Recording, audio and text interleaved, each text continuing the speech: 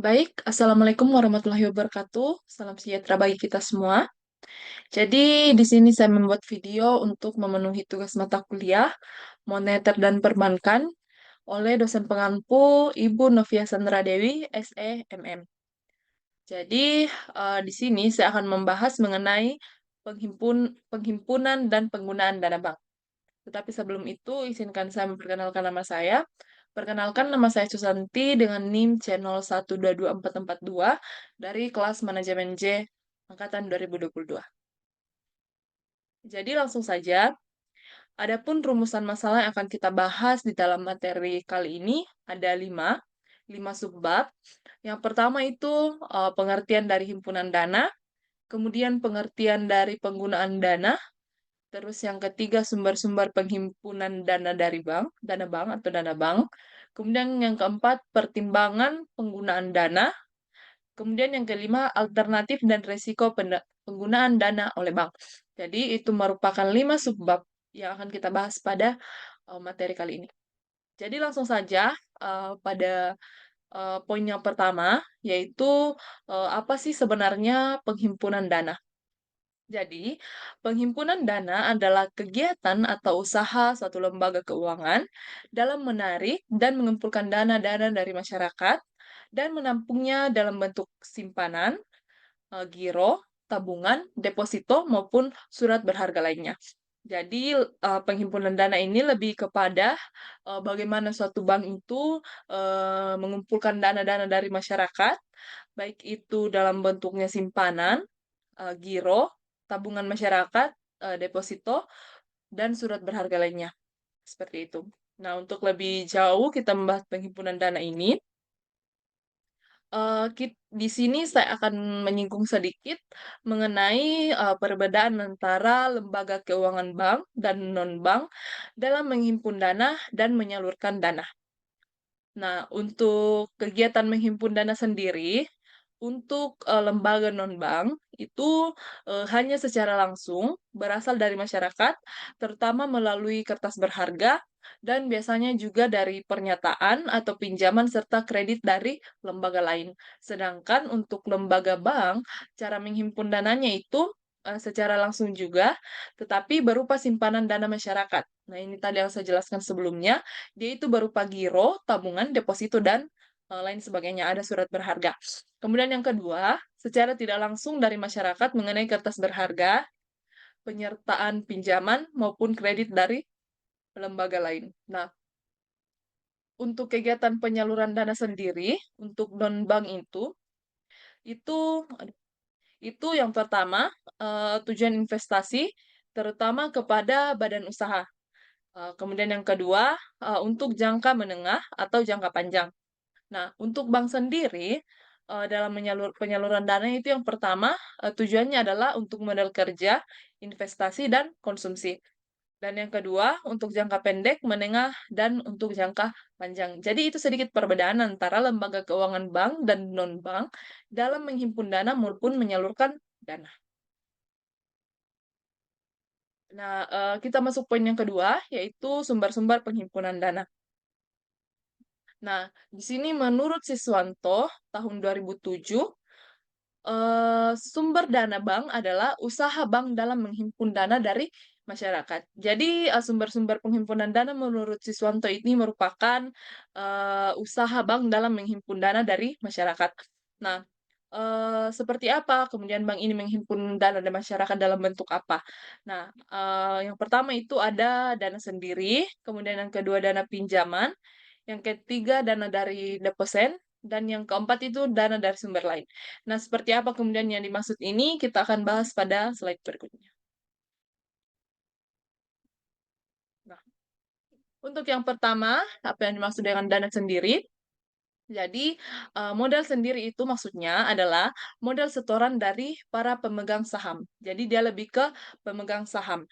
Nah, apabila saham dalam portfel belum habis terjual, sedangkan kebutuhan dana masih perlu, maka pencairannya dapat dengan menjual saham kepada pemegang saham lama. Akan tetapi, jika tujuan perusahaan untuk melakukan ekspansi, maka perusahaan dapat mengeluarkan saham baru tersebut dalam pasar modal. Jadi bagaimana kemudian dimaksud dengan dana sendiri dalam sumber-sumber penghimpunan dana, yaitu, dana sendiri yang, modalnya itu setoran dari pemegang saham. Nah, apabila saham, Propel habis terjual, sedangkan kebutuhan dananya itu masih perlu, perusahaan masih memerlukan dana itu, maka pencairannya dapat dengan menjual saham kepada pemegang saham lama, seperti itu. Nah, selanjutnya kita akan masuk ke sumber-sumber dana yang kedua, yaitu dana dari deposan. Nah, yang pertama itu adalah simpanan giro atau demand deposit. Nah, simpanan giro atau demand deposit ini, mmm, simpanan giro atau demand deposit ini adalah simpanan dana pihak ketiga, baik dalam bentuk mata uang rupiah maupun valuta asing atau falas, yang penarikannya dapat dilakukan setiap saat dengan menggunakan cek atau, billet giro. Perintah pembayaran lainnya sesuai ketentuan dan syarat-syarat yang berlaku, yang ditentukan oleh bank itu sendiri. Nah, kepada setiap pemegang rekening giro ini akan diberikan bunga yang dikenal dengan nama jasa giro, yang ditentukan oleh bank tentunya, dan akan, diberikan bunga yang dikenal dengan nama jasa giro, besarnya jasa giro tergantung dari bank yang bersangkutan, seperti itu. Kemudian yang kedua ada simpanan tabungan. Nah, simpanan tabungan ini merupakan simpanan pada bank yang penarikannya itu sesuai dengan persyaratan yang telah ditetapkan oleh bank. Penarikan tabungan ini dilakukan dengan menggunakan buku tabungan, slip penarikan, kuantas atau kartu anjungan tunai mandiri atau ATM, lengkap dengan jadi dalam penarikannya ini dilengkapi dengan nomor pribadi atau PIN kepada pemegang rekening tabungan. Jadi itu untuk simpanan tabungan. Kemudian yang ketiga ada simpanan deposito, apa yang kemudian dimaksud dengan simpanan deposito. Nah, simpanan deposito ini adalah simpanan dari pihak ketiga kepada bank yang penarikannya hanya dilakukan pada waktu tertentu. Jadi kalau untuk simpanan deposito ini tidak dilakukan, apa, kita tidak mengambil uang kita setiap waktu, tetapi tergantung dengan waktu yang, telah ditentukan, kemudian tentunya berdasarkan perjanjian antara deposan dan, bank atau syarat-syarat ketentuan juga berlaku. Dengan demikian, deposito dapat dicairkan setelah jangka waktu berakhir dan deposito akan jatuh tempo dan dapat diperpanjang secara otomatis atau disebut dengan automatic roll over. Kemudian ketiga, cara lain menghimpun dana deposan itu di sini ada 3. Yang pertama, sertifikat deposito. Nah, apa yang kemudian dimaksud dengan sertifikat deposito ini, merupakan simpanan dari pihak ketiga kepada bank yang penarikannya hanya dapat dilakukan pada waktu tertentu berdasarkan, antara perjanjian antara pemilik sertifikat, deposito dan bank. Dengan demikian sertifikat deposito dapat dicairkan setelah jangka waktu. Jadi ini, apa, cara lain penghimpunan dana deposan itu masuk ke dalam sini juga, yaitu simpanan deposito. Kemudian yang kedua ada deposit on call. Nah, apa yang kemudian disebut dengan deposito on call? Jadi deposit on call ini merupakan simpanan yang penarikannya hanya dapat dilakukan dengan pemberitahuan terlebih dahulu dalam jangka waktu tertentu sesuai dengan kesepakatan antara, pihak bank dengan nasabah. Jadi kalau deposit on call ini sesuai dengan namanya itu, kita harus apa, dia itu ketika ada pemberitahuan baru bisa dilakukan, seperti itu. Kemudian, rekening giro terkait tabungan ini merupakan simpanan dengan mempertahankan saldo rekening giro serendah mungkin selama dapat memenuhi kebutuhan transaksinya. Nah, apabila, saldo rekening giro terlalu kecil, maka nasabah akan memindahkan sebagian tabungan ke rekening giro dan sebaliknya apabila saldo rekening terlalu besar, maka nasabah akan memindahkan sebagian saldo rekening giro ke dalam tabungan, seperti itu. Jadi ini sumber penghimpunan dana dari deposan. Kemudian ada yang dimaksud dengan, dana pinjaman. Nah, di dalam dana pinjaman ini ada 3 hal yang perlu diketahui. Nah, bagian-bagian dari dana pinjaman ini yang pertama adalah namanya call money. Nah, call money ini merupakan sumber dana yang dapat diperoleh bank berupa pinjaman jangka pendek dari bank lain melalui interbank call money market. Nah, sumber dana ini diberikan kepada bank-bank yang mengalami skala keriling atau pinjaman antara bank ini biasanya memiliki bunga yang relatif tinggi. Nah, kalau misalnya, suatu bank memiliki kekurangan dana, itu juga dia bisa meminjam dana. Nah, yang pertama call money itu dibahas di sini bahwasanya Ada peminjaman antara bank dan bank lainnya, tetapi bunganya itu relatif tinggi. Kemudian yang kedua adalah, pinjaman antar bank. Nah, pinjaman antar bank ini merupakan sumber dana yang diperoleh dari pinjaman jangka pendek atau menengah dari bank lain. Nah, berbeda dengan, call money, ini merupakan pinjaman jangka pendek, sedangkan bedanya dengan Kalmeni itu, ini mungkin untuk bank-bank yang sudah mengalami kala keriling, seperti itu. Nah, ada juga yang dimaksud dengan kredit likuiditas Bank Indonesia. Nah, kredit likuiditas Bank Indonesia ini merupakan kredit yang diberikan Bank Indonesia terhadap bank-bank yang mengalami kesulitan likuiditasnya, seperti itu. Dana pinjaman. Nah, sumber dana yang keempat itu adalah sumber dana lain. Nah, di sini terdapat 3 hal yang perlu ketahui. Yang pertama itu sumber dana lain itu mencakup setoran jaminan atau storjam. Nah, storjam ini adalah sejumlah dana yang wajib diserahkan oleh nasabah yang menerima jasa tertentu dari bank.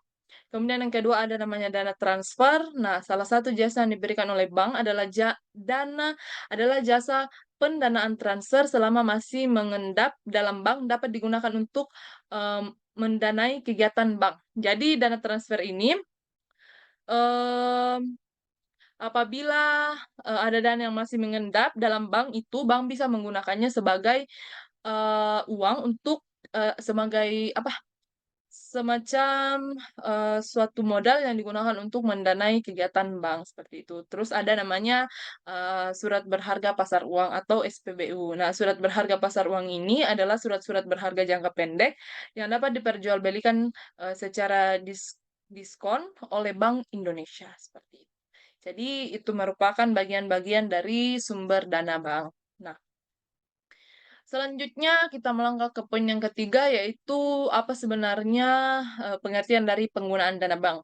Nah, di sini ada dua pendapat. Yang pertama dari Faisal Afif itu tahun 1996 mengatakan bahwa penggunaan dana bank ini merupakan penyaluran dana bank adalah suatu proses pengelolaan dana-dana yang terhimpun dari masyarakat, yang pada dasarnya pengelolaan dana tersebut dilakukan untuk kepentingan bank dan masyarakat pada umumnya. Jadi Faisal Afif ini berpendapat bahwa penggunaan dana bank ini merupakan pengelolaan dana-dana yang terhimpun dari masyarakat itu sendiri, dan merupakan pengelolaannya itu untuk kepentingan bank dan kembali pada masyarakat itu sendiri. Kemudian menurut Kasmir itu tahun 2002, penyaluran dana merupakan kegiatan menjual dana yang berhasil dihimpun dari masyarakat. Kegiatan ini dikenal dengan nama lending. Jadi, berbeda dengan Kasmir, Kasmir berpendapat bahwa penyaluran dana ini merupakan kegiatan menjual kembali dana yang berhasil dihimpun dari masyarakat. Nah, kemudian kegiatan ini dinamakan dengan lending. Nah, di sini ada gambaran-gambaran penggunaan dana bank. Jadi, yang pertama itu ada kredit, kemudian yang kedua ada surat berharga, kemudian yang ketiga ada dalam bentuk investasi, dan yang keempat ada dalam bentuk deposit.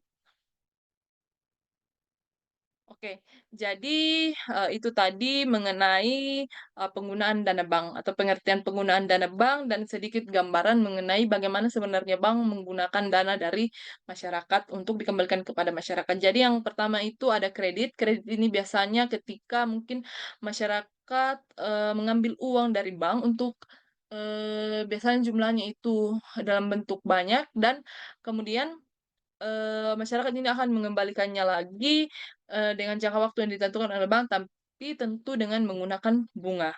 Kemudian ada surat berharga ini juga dihimpun dari masyarakat yang jadikan jaminan kepada bank, kemudian ada investasi dan deposit. Oke, bagian yang keempat, pertimbangan penggunaan dana bank. Jadi, dalam penggunaan dana bank atau dalam bank menggunakan dananya ini atau disalurkan kepada masyarakat itu tentu, ada beberapa pertimbangan yang tentu harus dipertimbangkan oleh bank itu sendiri. Nah, adapun prinsip pemberian kredit dengan analisis 5C ini menurut Kasmir 2004. Jadi, ada 5 hal yang harus dianalisis yang dimaksud dengan 5C, dan ini untuk mempertimbangkan penggunaan dana oleh bank untuk digunakan pada masyarakat atau, bagaimana kemudian pertimbangan yang dikeluarkan oleh bank ketika ingin meminjamkan dana ini. Nah, di sini ada namanya, karakter atau, sifat watak. Nah, apa yang dimaksud dengan karakter ini, tentu, bank ini harus melihat, watak atau sifat nasabah itu sendiri. Apakah nasabah tersebut memiliki kejujuran, tanggung jawab, integritas, atau dapat dipercaya dan konsisten. Nah, sifat atau watak dari orang-orang yang akan diberikan kredit ini benar-benar dapat dipercaya, tercermin dari latar belakang debitur, baik yang bersifat latar belakang pekerjaan maupun yang bersifat pribadi. Jadi tentunya bank ini harus melihat terlebih dahulu, mmm, sifat atau watak nasabah yang akan diberikan. Apakah dia sebelumnya sudah meminjam dan, memang membayar tepat waktu, bisa juga dilihat dari pekerjaannya. Apakah memang pekerjaannya ini meyakinkan atau, bisalah untuk diberikan pinjaman, seperti itu, dari penghasilannya. Kemudian ada namanya kemampuan atau kapasitas, capacity. Nah, kemampuan seseorang untuk menjalankan bisnis itu atau debitur perlu dianalisis apakah dia mampu memimpin dengan baik dan benar usahanya. Jika dia mampu memimpin usahanya, maka dia juga akan mampu untuk mengembalikan pinjaman sesuai dengan perjanjian dan, eee, perusahaannya itu tetap berjalan. Jadi misalnya ada nasabah yang ingin meminjam uang itu, bank juga harus melihat kemampuannya. Apakah dia betul-betul mampu mengelola, misalnya ada usaha yang dikelola sehingga dia meminjam dana bank, apakah dia benar-benar mampu mengelola usahanya sehingga kreditnya itu tidak macet dan itu juga bisa menguntungkan kepada, perusahaan atau, hal-hal atau pekerjaan yang dikelola oleh nasabah ini. Kemudian ada namanya kapital atau kondisi keuangan. Nah, kondisi keuangan dari nasabah ini atau pendapatan bersih dari nasabah itu sendiri dimaksud di sini, modal yang besar maka menunjukkan besarnya kemampuan debitur untuk melunasi kewajibannya. Kemudian ada yang dinamakan kolateral atau jaminan. Nah, kekayaan dijanjikan untuk keamanan dalam transaksi kredit atau angguran. Nah, jaminan hendaknya melebihi jumlah kredit yang diberikan. Jika terjadi kredit macet, maka angguran inilah yang digunakan untuk membayar kredit tersebut. Nah, yang dimaksud dengan jaminan atau kolateral ini adalah nasabah yang kemudian ingin meminjam uang dari bank itu harus memasukkan terlebih dahulu jaminannya. Nah, biasanya itu berupa sertifikat atau, iya, sertifikat. Biasanya kebanyakan itu adalah orang yang meminjamkan sertifikat tanahnya. Nah, tapi syaratnya di sini ada beberapa syarat yang diberikan oleh bank biasanya itu, jumlah, jaminannya ini, itu harus lebih besar daripada jumlah, uang yang diambil.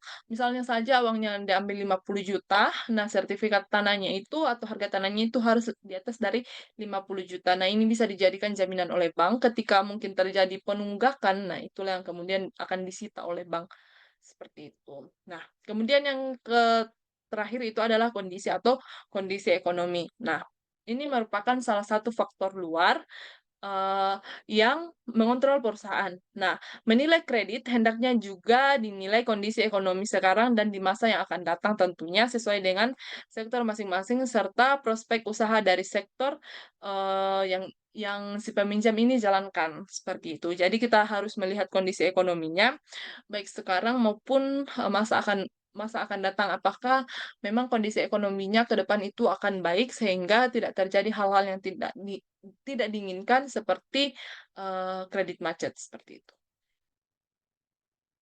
Nah, untuk yang mat terakhir, poin terakhir yaitu resiko penggunaan dana. Nah, di sini ada beberapa resiko penggunaan dana. Yang pertama itu tentu ada resiko kredit. Ini yang dialami oleh bank ya. Ketika bank meminjamkan uang kepada masyarakat, tentu ada resiko-resiko yang kemudian dihadapi oleh bank itu sendiri. Yang pertama adalah resiko kredit. Nah, apa yang dimaksud dengan resiko kredit? Resiko yang terjadi akibat kegagalan pihak lain dalam memenuhi kewajibannya kepada bank. Nah, inilah kemudian biasanya dimaksud dengan macet, kredit atau macet pembayaran. Yang kemudian ada yang kedua yaitu resiko likuiditas. Nah, resiko likuiditas ini adalah resiko akibat ketidakmampuan bank untuk memenuhi kewajiban yang jatuh tempo. Jadi maksudnya resiko likuiditas yang dihadapi oleh bank ini adalah ketika sudah jatuh tempo, tetapi dia tidak mampu, membayar, seperti itu. Kemudian ada yang ketiga yaitu resiko pasar yang dihadapi oleh bank. Nah, Adalah resiko atau posisi di mana neraca dan rekening administrasi termasuk transaksi derivatif itu terjadi perubahan secara keseluruhan dari kondisi pasar termasuk resiko perubahan harga option seperti itu. Kemudian ada risiko kepatuhan dan risiko kepatuhan ini terjadi, akibat bank tidak memenuhi dan atau tidak melaksanakan peraturan perundang-undangan yang berlaku. Kemudian ada, risiko hukum adalah risiko yang disebabkan oleh adanya kelemahan aspek yuridis, antara lain disebabkan adanya tuntutan hukum, ketiadaan peraturan perundang-undangan yang mendukung aktivitas atau produk bank. Kemudian yang terakhir itu risiko reputasi, adalah risiko akibat menurunnya tingkat kepercayaan pemangku kepentingan atau stakeholders yang antara lain disebabkan oleh adanya publikasi negatif yang terkait dengan kegiatan usaha bank atau perspeksi persepsi negatif terhadap bank itu sendiri, seperti itu. Selanjutnya, mmm, apa yang kemudian alternatif apa ketika menghadapi resiko ini? Ada beberapa alternatif di sini, ada 4 alternatif yang bisa digunakan, di dalam ketika bank mengalami resiko-resiko. Nah, di sini ada cadangan likuiditas. Nah, yang pertama itu ada cadangan primer, kemudian yang kedua ada cadangan sekunder. Nah, cadangan primer ini contohnya itu adalah, misalnya, masih ada saldo pada bank, kemudian saldo pada bank lain, dan yang ketiga adalah warkat dalam proses penagihan. Kemudian ada cadangan sekunder di sini bisa berupa, surat surat berharga, kemudian ada surat utang negara dan sertifikat deposito. Jadi ini yang termasuk di dalam cadangan likuiditas. Kemudian ada penyaluran kredit. Nah, kreditur percaya bahwa debitur akan melunasi hutangnya dan debitur percaya bahwa pihak kreditur akan menagih piutangnya pada waktu saat jatuh tempo. Jadi ketika bank, sudah mengalami sedikit perosotan atau sedikit mengalami resiko-resiko, bank itu bisa menggunakan alternatif dari, dengan memanfaatkan, dana dari, nasabah. Jadi, tentu bank akan percaya bahwa nasabah akan melunasi apa yang telah dipinjam.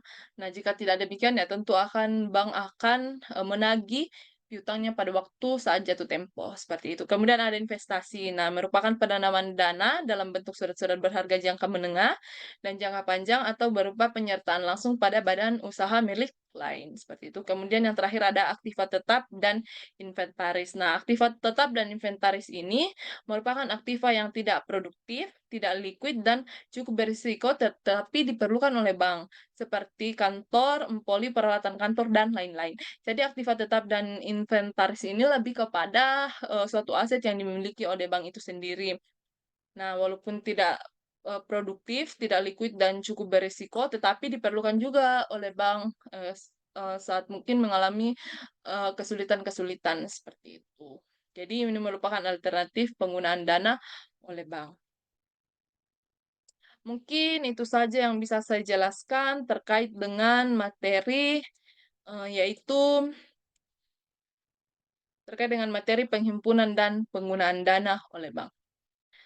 Sekian dari saya. Assalamualaikum warahmatullahi wabarakatuh. Salam sejahtera bagi kita semua dan